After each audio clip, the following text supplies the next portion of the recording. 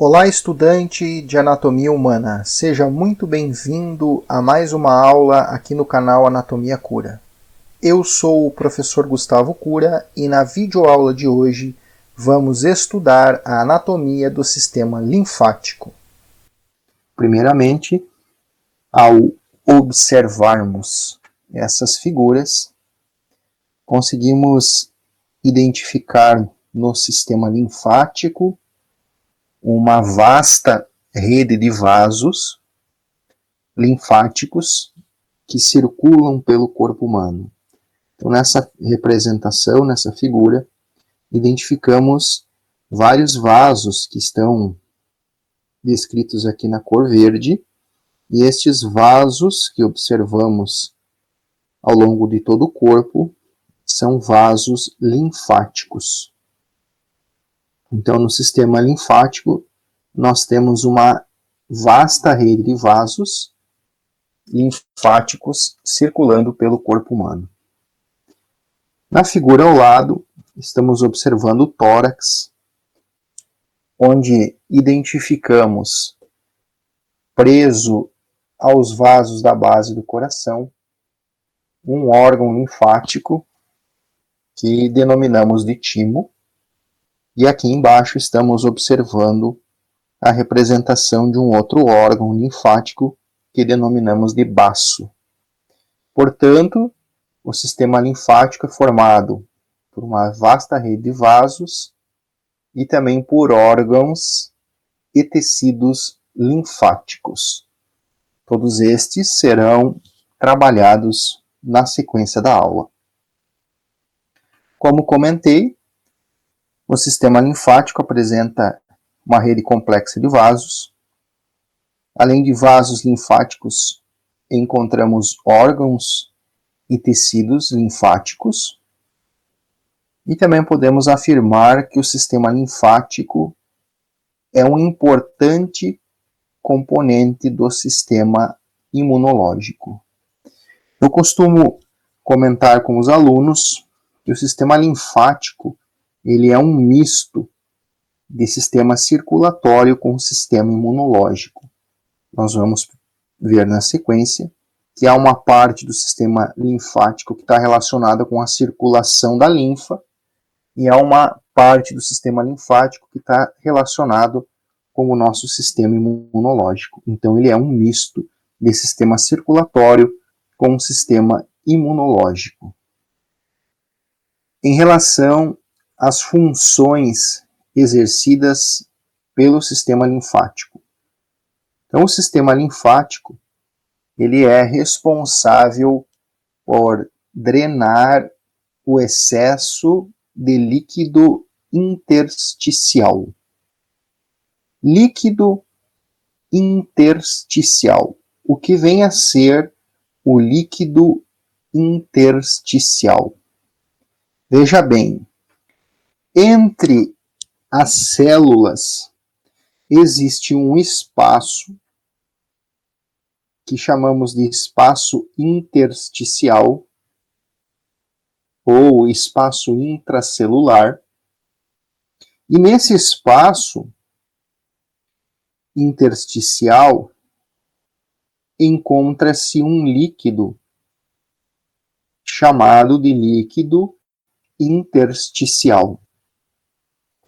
O nosso sistema linfático é responsável por produzir, manter e distribuir os linfócitos. O que vem a ser linfócitos? Os linfócitos são as células de defesa. As células de defesa do corpo humano são os linfócitos. Um exemplo simples de linfócito, os glóbulos brancos que estão presentes no nosso sangue. O sistema linfático é responsável pelo transporte de lipídios e vitaminas. Lipídios são gordura Então, transporte de gordura, transporte de lipídios e também o transporte de vitaminas é uma função do nosso sistema linfático. Também podemos acrescentar como função do sistema linfático o transporte de agentes patológicos. Esta função, digamos que é uma função indesejada, mas o nosso sistema linfático transporta agentes patológicos, uma bactéria ou até mesmo uma célula tumoral. Por exemplo, o sujeito apresenta um tumor na mama. Esse tumor de mama, se não tratado, pode migrar para outra região do corpo. Por exemplo, os pulmões. Como aquela célula tumoral que estava lá na mama conseguiu chegar até os pulmões? Essa célula tumoral migrou da mama para os pulmões através da circulação linfática. Quando isso ocorre, a gente chama de metástase. Então, o sujeito tem um câncer de mama e dali um tempo aparece um tumor lá no pulmão. Então, essa função de transportar agentes patológicos também é exercida pelo sistema linfático, embora essa função é indesejada, mas não podemos esquecer que o sistema linfático também exerce essa função. Nesta projeção, vamos descrever como ocorre a formação do líquido que circula pelos vasos linfáticos. Nos vasos linfáticos existe um fluido, existe um líquido circulando por os vasos. E esse líquido que circula pelos vasos linfáticos chamamos de linfa. A linfa é o fluido que circula através dos vasos linfáticos. Da onde vem a linfa? Como é formada a linfa? Nós, através desta projeção, vamos então descobrir como ocorre a formação da linfa.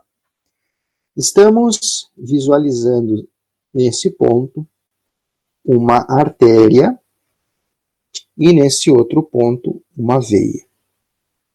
O final da circulação sanguínea, onde ocorre a inversão do sangue, o sangue que chega pela artéria vai retornar através das veias. Então aqui observamos uma artéria e aqui observamos uma veia. E nesse local aqui, nessa representação aqui, nós temos uma rede de capilares sanguíneos. Os capilares sanguíneos onde ocorre a inversão do sangue. Então o sangue da artéria passa pela rede de capilar, depois de passar pela rede de capilar, esse sangue vai entrar numa veia e assim vai retornar lá para o coração. Observem aqui na rede de capilares a presença de várias setas indicando que alguma estrutura do sangue atravessa a parede do capilar e cai no espaço intersticial. Essas estruturas que visualizamos aqui representam as células. Tem várias células. Entre uma célula e outra tem um espaço, o espaço intersticial. Então, algum produto contido no sangue atravessa a parede do capilar e fica depositado no espaço intersticial. O sangue apresenta uma parte líquida que chamamos de plasma. Então, o plasma sanguíneo atravessa a parede do capilar e deposita-se no espaço intersticial. O plasma no espaço intersticial vai ser chamado de líquido intersticial. Então, quando o plasma deposita-se no espaço intersticial, não chamamos mais de plasma, mas sim de líquido intersticial. Agora observe que há várias setas indicando que alguma estrutura está atravessando a parede do capilar e adentrando no interior do vaso.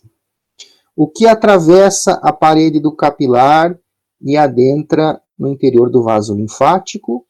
Quem está atravessando a parede do capilar linfático é o líquido intersticial. O líquido intersticial, quando passa do espaço intersticial para o interior de um capilar linfático, eu não chamo mais de líquido intersticial. Eu vou passar a chamar este líquido de linfa. Então, a linfa é o fluido que circula pelos vasos linfáticos. Veja que a linfa é um subproduto do plasma sanguíneo, ou melhor, a linfa é o plasma sanguíneo, que quando caiu no espaço intersticial passou a ser chamado de líquido intersticial, e o líquido intersticial, quando entrou no capilar linfático, trocou de nome e passou agora a ser chamado de linfa. Aqui observamos esquema semelhante ao anterior, mais simples, né? Aqui nós estamos vendo várias células, estamos observando a presença de líquido intersticial entre as células, e o líquido intersticial, quando entra dentro de um capilar linfático, ele vai passar a ser chamado agora de linfa. Bom, os vasos linfáticos transportam a linfa dos tecidos periféricos para o sangue. Vamos aumentar aqui a imagem. Aqui observamos o local exato aonde a linfa adentra na circulação sanguínea. Então, estes dois vasos linfáticos que vamos conhecer na sequência estão adentrando aqui no interior desta veia, portanto, os vasos linfáticos transportam a linfa dos tecidos periféricos para o sangue. A linfa é um produto do sangue e ela retorna para o interior do sangue.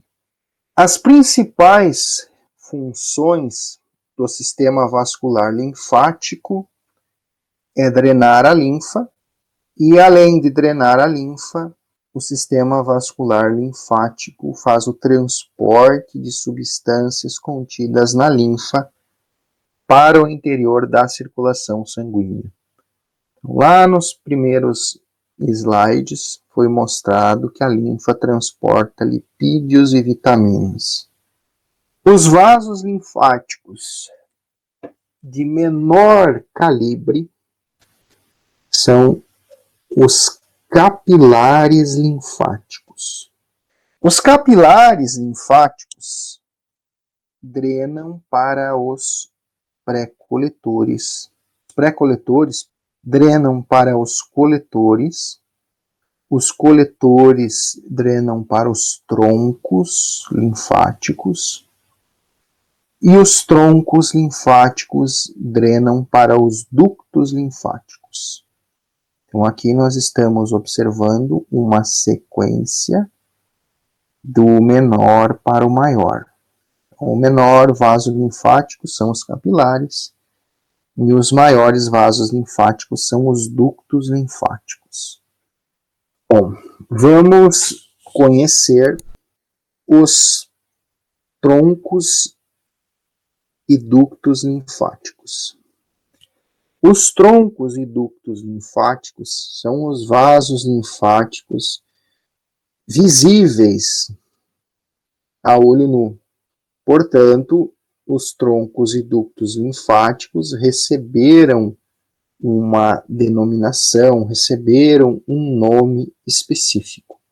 Os demais vasos linfáticos não apresentam um nome específico. Os troncos linfáticos existentes são os troncos lombares, troncos intestinais, troncos broncomediastinais, troncos subclávios e troncos jugulares.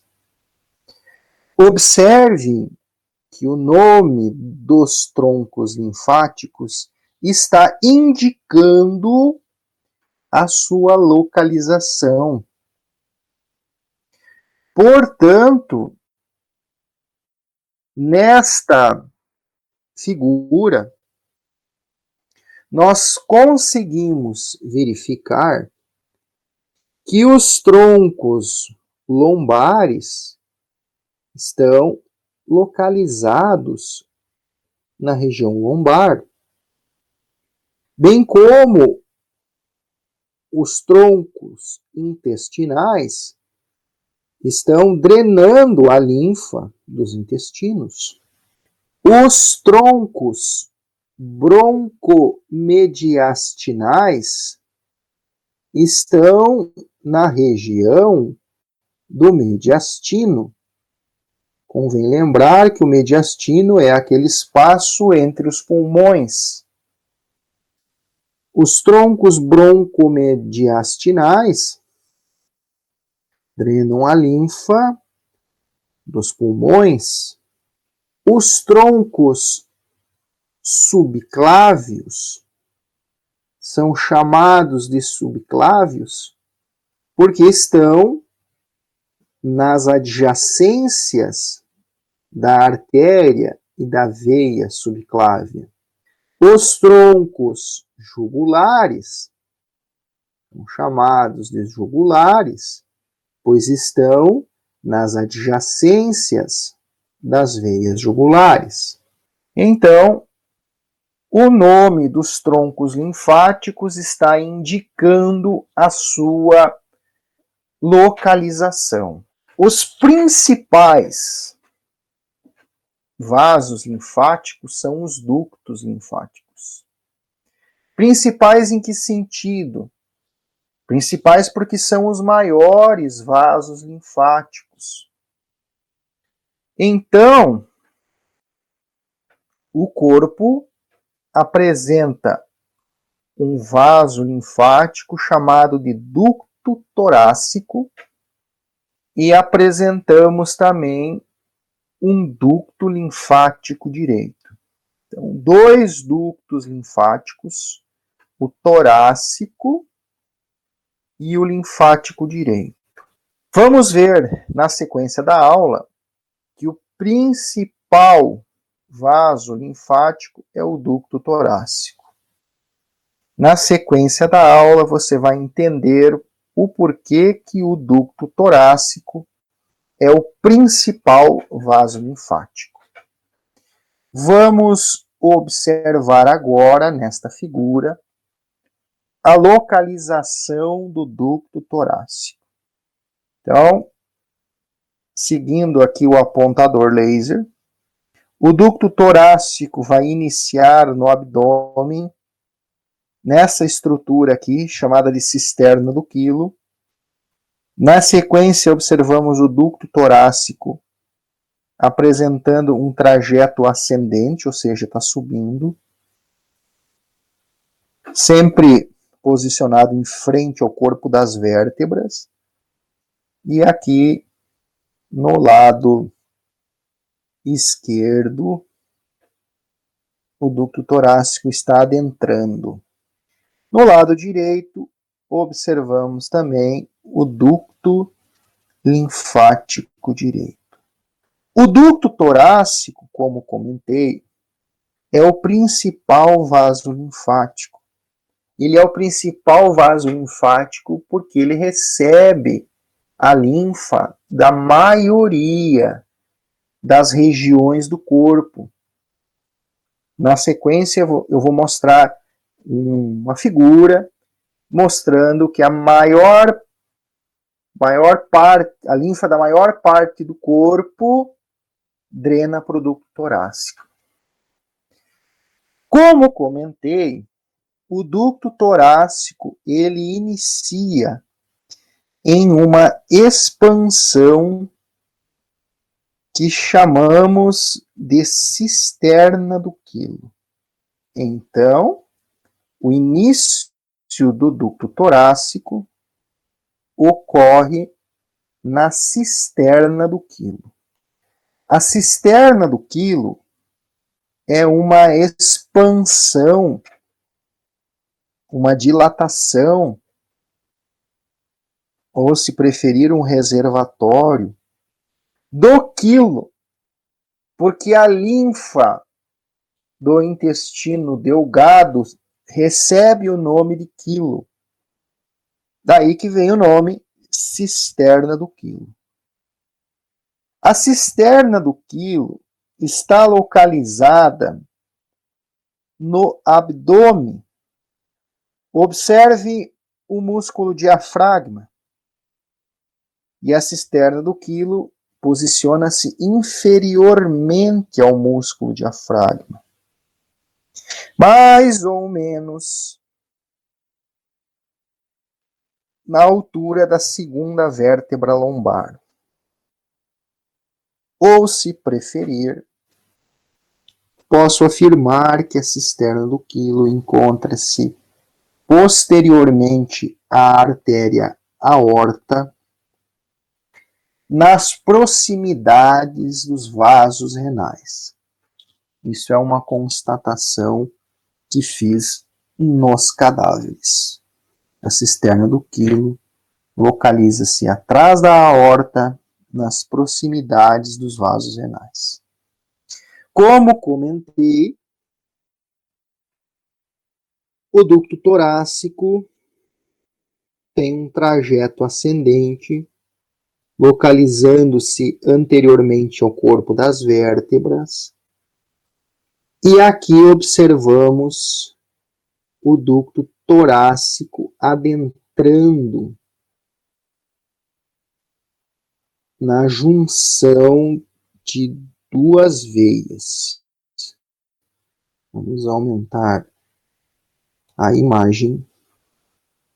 Observamos aqui o ducto torácico adentrando na junção das veias jugular interna esquerda com a subclávia esquerda. Então, aqui está a jugular interna esquerda e aqui está a subclávia esquerda. Exatamente no local de junção da jugular com a subclávia esquerda, desemboca o ducto torácico. Alguns anatomistas descrevem esta região como sendo o ângulo venoso esquerdo.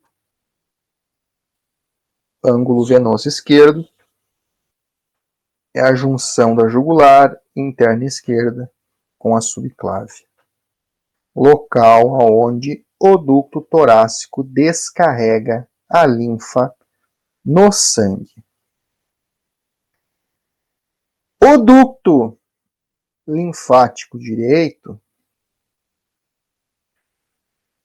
adentra na circulação sanguínea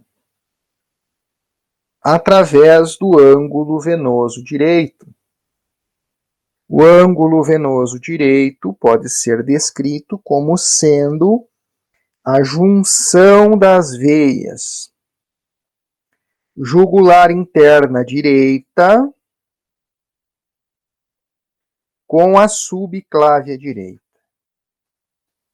Aqui está a jugular interna direita e aqui a subclávia direita. Na junção das duas, desemboca a linfa proveniente do ducto linfático direito. Observem nesta figura a seguinte situação. Entre os vasos linfáticos, nós encontramos a presença de linfonodos. Então, aqui nós temos um vaso linfático, um linfonodo, um vaso linfático, outro linfonodo, aqui um vaso, outro linfonodo. Então, entre os vasos linfáticos, nós encontramos linfonodos. Então, eu tenho aqui um vaso linfático, aí vai aparecer um linfonodo. Aí vem o vaso linfático, e aí aparece outro linfonodo. Um vaso, outro linfonodo. Um vaso, outro linfonodo. Falando assim numa linguagem bem simplista, os linfonodos são como se fossem pequenos carocinhos, que não é caroço, é linfonodo. Na sequência, eu vou explicar a função do linfonodo. Então, aqui nesta figura, observamos também um vaso linfático chegando aqui nesse linfonodo, aí saindo um vaso linfático, adentrando em outro linfonodo. Então, entre os vasos linfáticos, nós encontramos a presença de linfonodos. Os vasos linfáticos apresentam válvula. Dentro dos vasos linfáticos encontramos válvulas. Nesta figura de microscopia, identificamos uma válvula linfática dentro deste vaso linfático. Os vasos linfáticos apresentam uma certa semelhança com as veias. As veias também apresentam válvula. Os vasos linfáticos possuem válvula. As válvulas linfáticas estão presentes em grande quantidade. A função das válvulas linfáticas é auxiliar o retorno da linfa. Quando eu falo em retorno da linfa, é no sentido que a linfa precisa alcançar a corrente sanguínea. Ela veio da corrente sanguínea, ela precisa voltar para a corrente sanguínea. E as válvulas linfáticas impedem o refluxo da linfa. Observamos aqui, nesta figura, o fluxo da linfa neste sentido aqui, na ascendente. Veja as válvulas linfáticas abertas para que a linfa possa seguir o seu trajeto. E na imagem ao lado observamos que a linfa voltou para trás E quando a linfa voltou para trás, as válvulas linfáticas se fecharam. As válvulas impedem o refluxo da linfa, impedem o fluxo contrário da linfa. As válvulas auxiliam no retorno da linfa. Portanto, em uma sessão de drenagem linfática, há um sentido para empurrar a linfa, há um sentido para desenvolver a técnica. Você traciona a pele do sujeito, por exemplo, numa determinada direção, sempre numa determinada direção, sempre empurrando nesse sentido. Não adianta empurrar neste sentido, porque a linfa não vai ir, não vai passar por quê? Porque as válvulas se fecham. Então tem uma ciência, né? Sempre tem que empurrar no sentido da circulação. Se empurrar no sentido contrário, a linfa vai fechar a válvula linfática e a linfa não vai fluir. Quando falamos em vasos linfáticos e linfonodos, convém destacar a sua topografia, a sua localização. Existem vasos linfáticos e linfonodos superficiais e também existem vasos linfáticos e linfonodos profundos. Aonde estão os vasos e linfonodos superficiais? Observamos aqui neste lado a presença de vasos e linfonodos superficiais que estão posicionados aqui na região inguinal. Esta membrana esbranquiçada que recobre os músculos aqui da coxa chama-se fáscia. Estudamos a fáscia na aula de introdução à miologia. A fáscia é esta membrana esbranquiçada que recobre os músculos. Observem que os vasos e linfonodos superficiais estão localizados antes da fáscia. Na aula de introdução à miologia, eu fiz uma estratigrafia numa determinada região do corpo para mostrar as diferentes camadas de tecido que a gente precisa romper para chegar no músculo. Então, de fora para dentro. A primeira camada é a pele. Logo depois da pele, nós vamos encontrar o tecido subcutâneo, que também pode ser chamado de tela subcutânea, ou também pode ser chamado de hipoderme. Eu, particularmente, prefiro chamar tecido subcutâneo. Depois do tecido subcutâneo vai vir a fáscia, que é esta membrana que observamos aqui. Os vasos e linfonodos superficiais estão localizados no tecido subcutâneo, entre a pele e a fáscia. No tecido subcutâneo, entre a pele e a fáscia. Portanto, se o objetivo é manipular os vasos linfáticos superficiais, eu não preciso imprimir muita tração na pele para poder atingir esses vasos, porque esses vasos estão posicionados logo abaixo da pele.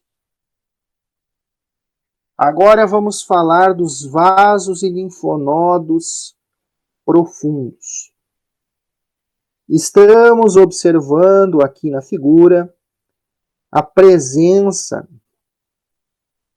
dos vasos ilíacos. A artéria ilíaca, veia ilíaca. Observem que os vasos e linfonodos profundos estão acompanhando os vasos profundos, acompanhando as artérias, acompanhando as veias profundas. Os vasos e linfonodos profundos estão junto dos vasos sanguíneos. Existem vasos e linfonodos profundos por todo o corpo, como observamos na presente figura. Nas adjacências dos vasos sanguíneos profundos, encontramos uma vasta rede de vasos e linfonodos. Alguns vasos e linfonodos profundos estão nas adjacências das vísceras. Aqui observamos o intestino grosso, e nas adjacências do intestino grosso encontramos vasos e linfonodos profundos, viscerais. Muito bem. Vamos falar agora dos vasos linfáticos perfurantes. Primeiramente, convém lembrar que existe uma comunicação dos vasos linfáticos superficiais com os vasos linfáticos profundos. Há uma comunicação da circulação linfática superficial com a circulação linfática profunda. Esta figura representa veias, tá? Eu não achei uma imagem que pudesse representar um vaso linfático superficial e um vaso linfático profundo, mas achei esta imagem aqui que mostra veias, e como eu falei lá no início, a circulação linfática é muito semelhante, os vasos linfáticos são semelhantes às veias. Esta membrana que está sendo representada aqui é a fáscia muscular, tá? Então aqui estamos observando a fáscia muscular, que envolve os músculos. Acima da fáscia, ou em outras palavras, entre a pele e a fáscia, junto do tecido subcutâneo, nós encontramos vasos linfáticos superficiais. Então, esse aqui está representando vasos linfáticos superficiais.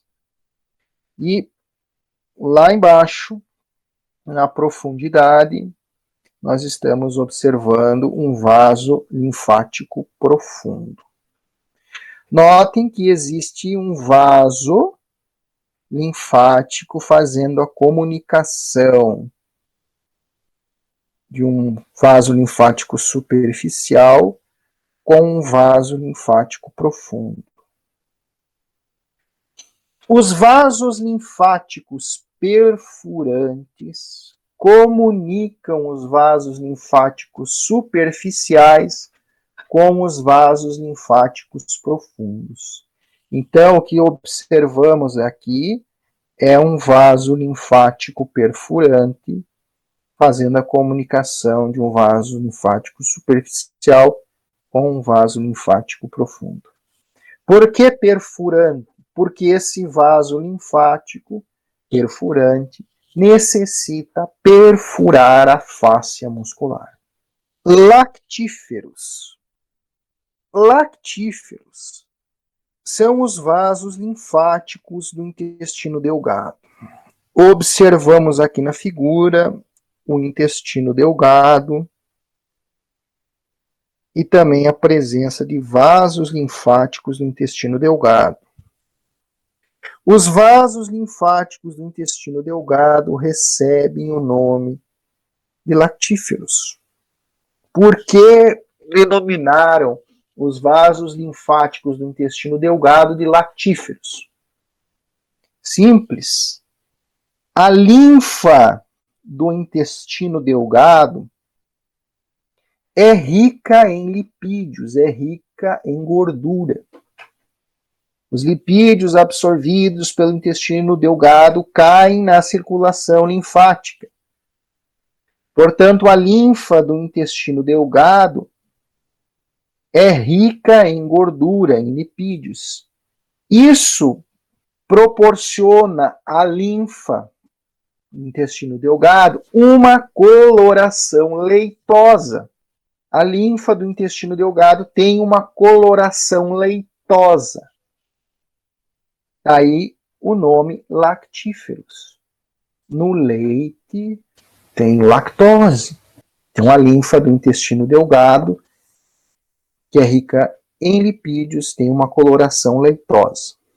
E os vasos linfáticos do intestino delgado receberam a denominação de lactíferos. A linfa do intestino delgado é chamada de quilo.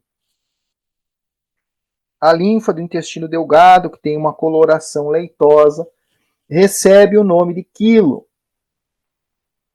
Estudamos anteriormente a cisterna do quilo. A cisterna do quilo recebe a linfa do intestino delgado, recebe o quilo. Esta figura está mostrando para nós as regiões do corpo que drenam para o ducto torácico e as regiões do corpo que drenam para o ducto linfático direito. Assim, constatamos que a linfa da maior parte do corpo é drenada para o ducto torácico. Portanto, o ducto torácico é o principal vaso linfático. Veja que o ducto torácico drena a linfa proveniente dos membros inferiores, bem como drena a linfa do abdômen. E o ducto torácico drena a linfa da metade esquerda da cabeça e do pescoço. Também drena a linfa do membro superior esquerdo. E também drena a linfa da metade esquerda do tórax. Já o ducto linfático direito drena a linfa do membro superior direito, drena a linfa da metade direita do tórax e drena a linfa da metade direita da cabeça e do pescoço. Principal vaso linfático, ducto torácico. Quando falamos em linfonodos, os linfonodos estão distribuídos por todo o corpo. São aproximadamente de 600 a 700 linfonodos. Observamos aqui nessa figura de cadáver a presença de 2 linfonodos no meio do tecido subcutâneo. Estes linfonodos são conhecidos popularmente com o termo íngua. Ai, fulano, apareceu uma íngua aqui no meu pescoço e está saindo outra íngua aqui na axila. Não apareceu nada. Sempre esteve ali no seu pescoço e na sua axila. Mas por algum motivo, este linfonodo, que os leigos chamam de íngua, se manifestou. Ficou dolorido, ficou entumecido, inchado.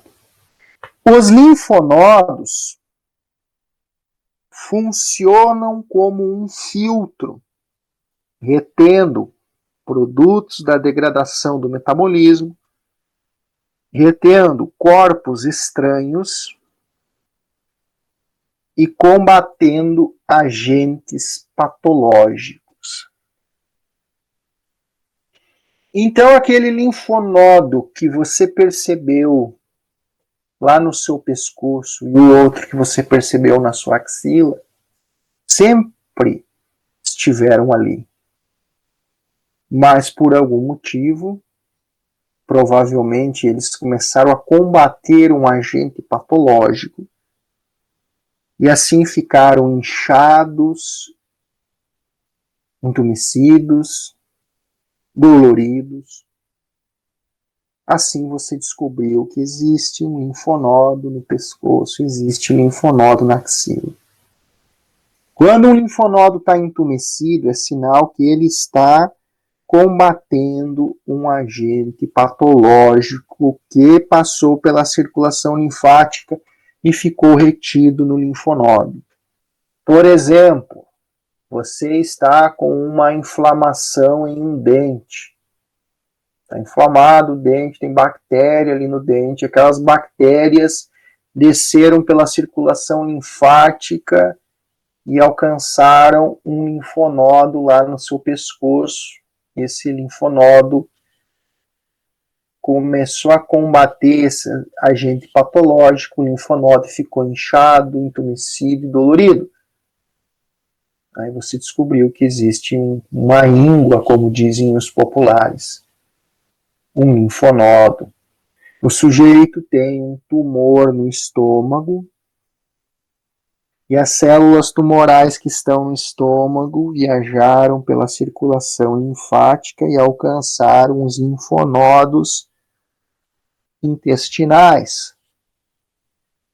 Numa videolaparoscopia exploratória, o cirurgião constatou que aquele tumor do estômago já está realizando metástase, está já migrando para outro órgão.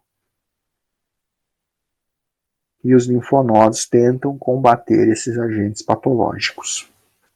Quanto à localização dos linfonodos, os linfonodos estão distribuídos por todo o corpo, mas existem locais específicos onde encontramos grupos ou cadeias de linfonodos. Nestas imagens, verificamos alguns locais onde há uma grande concentração de linfonodos. Onde é mais comum observarmos a presença de linfonodo é na região inguinal, na axila, na região cervical, ao entorno dos intestinos. Também observamos linfonodos ao entorno dos pulmões, lá no mediastino. Então existem grupos, cadeias de linfonodos distribuídos por todo o corpo. Em relação ao transporte da linfa, vamos fazer uma comparação do sistema circulatório linfático e o sistema circulatório sanguíneo. No sistema circulatório sanguíneo, o coração ele é a bomba propulsora, é a bomba que empurra o sangue. No sistema circulatório linfático, não existe um coração para bombear a linfa, mas sim vários elementos que em conjunto fazem esta função. O principal elemento responsável pelo bombeamento da linfa é a contração dos linfangions. Vamos entender agora o que vem a ser linfangion. Estamos observando nesta figura várias válvulas linfáticas. Entre uma válvula linfática e outra, encontramos um segmento valvular. Então, aqui está representado um segmento valvular. Aqui em cima eu tenho mais 2 segmentos valvulares. E aqui embaixo eu consigo visualizar mais 3 segmentos valvulares. Linfangions são os segmentos valvulares. Então, a contração dos linfangions, a contração dos segmentos valvulares é o principal elemento que bombeia a linfa. Os linfangions contraem mais ou menos 10 contrações por minuto. Então, cada segmento valvular, cada linfangion contrai aproximadamente 10 vezes por minuto. Nos vasos linfáticos, há músculos e a contração desses músculos intrínsecos existentes nos vasos linfáticos ocorre mais ou menos 10 vezes por minuto. Então, o principal elemento de bombeamento da linfa é a contração dos linfangions. Mas existem outros elementos que contribuem para o bombeamento da linfa, que contribuem para o transporte da linfa. Elementos estes que, digamos, são coadjuvantes. Observamos aqui, nesta representação, 2 músculos, e entre estes 2 músculos, observamos a presença de um vaso que denominamos ser um vaso linfático. Quando eu realizo a contração dos músculos esqueléticos, observe que os músculos esqueléticos acabam por comprimir o vaso linfático. A contração dos músculos esqueléticos comprime, aperta os vasos linfáticos. E a linfa que está dentro do vaso linfático é empurrada, é ejetada para frente. Nesta outra representação, nesta outra figura, encontramos uma artéria e nas adjacências da artéria encontramos vasos linfáticos.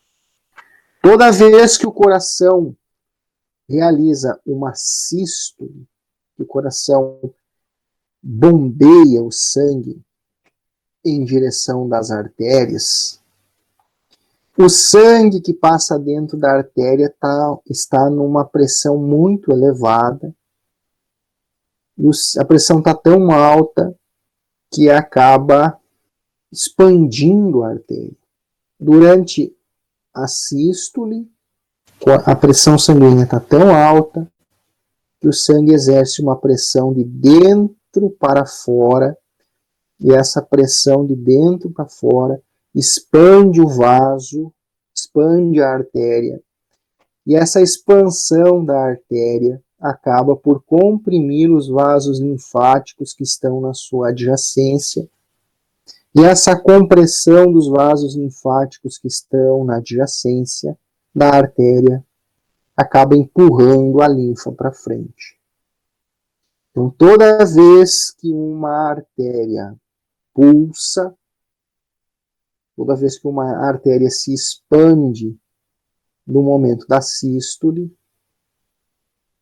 a pulsação das artérias comprime os vasos linfáticos que estão na adjacência da artéria e a linfa é bombeada para frente.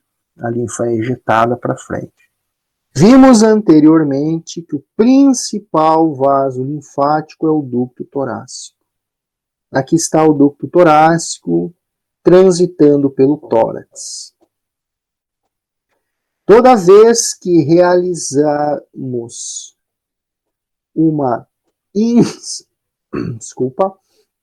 toda vez que realizamos uma inspiração, toda vez que enchemos o pulmão de ar,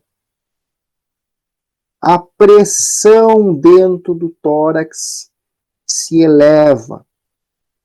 E essa pressão elevada no tórax e nos pulmões acaba comprimindo o ducto torácico.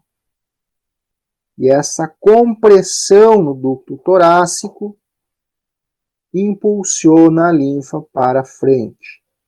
Então, durante a inspiração, quando enchemos o pulmão de ar, a compressão do ducto torácico pelos pulmões auxilia no transporte da linfa. Então, esses três fatores também auxiliam no transporte da linfa. Mas o principal fator de transporte da linfa é a contração dos linfangiomos. Tecidos e órgãos linfáticos. Encontramos no corpo tecidos e órgãos linfáticos primários e tecidos e órgãos linfáticos secundários. Vamos verificar as diferenças. Os órgãos e tecidos linfáticos primários é onde ocorre o desenvolvimento, a formação e a maturação das células imunológicas, das células de defesa.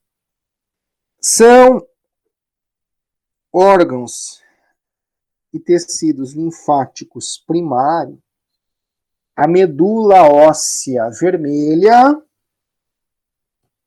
que está dentro do osso, junto com o tecido ósseo esponjoso.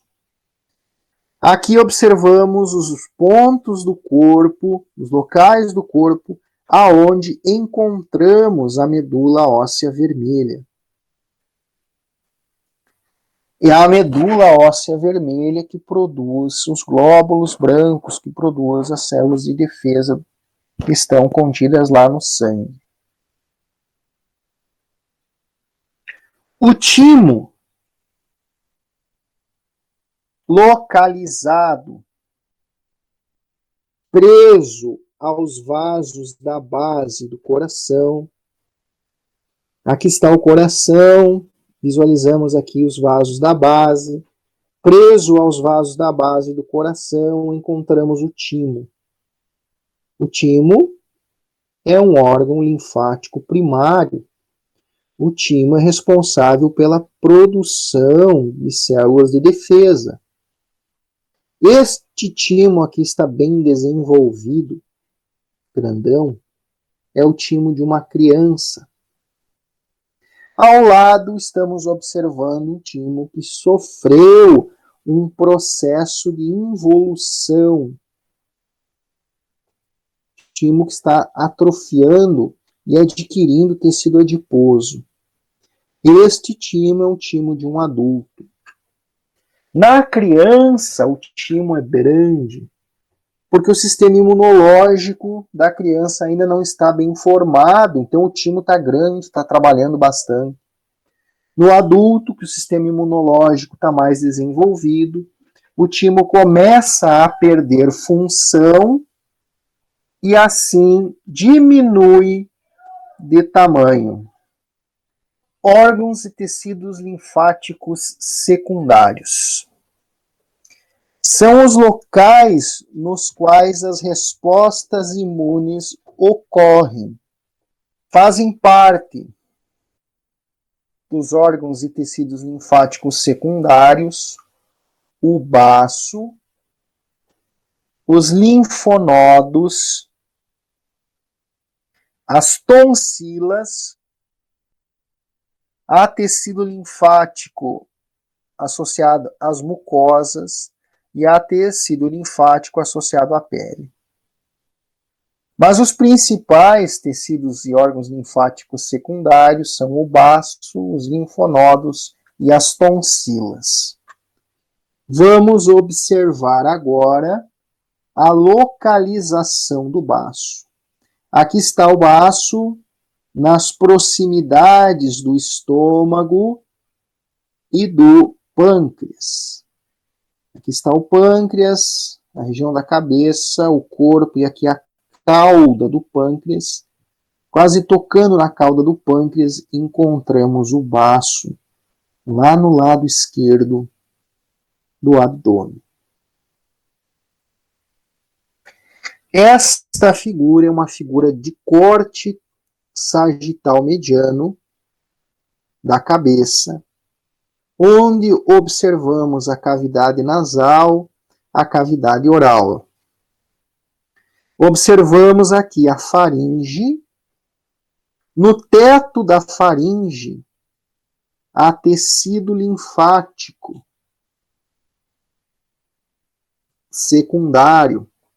Esse tecido linfático que está no teto da faringe é a tonsila faríngea, conhecida como sendo a adenoide.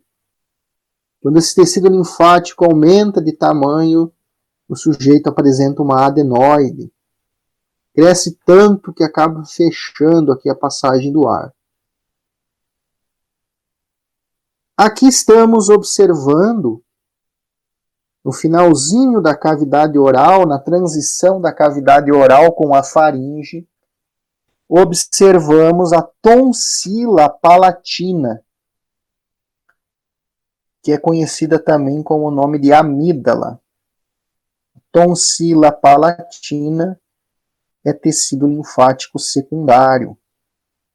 Quando estamos com uma dor de garganta, com uma amidalite, é sinal que a tonsila faríngea, a amígdala, está se defendendo de algum agente patológico que entrou pela cavidade oral. E aqui na região da raiz da língua, também observamos tecido linfático secundário, a tonsila lingual.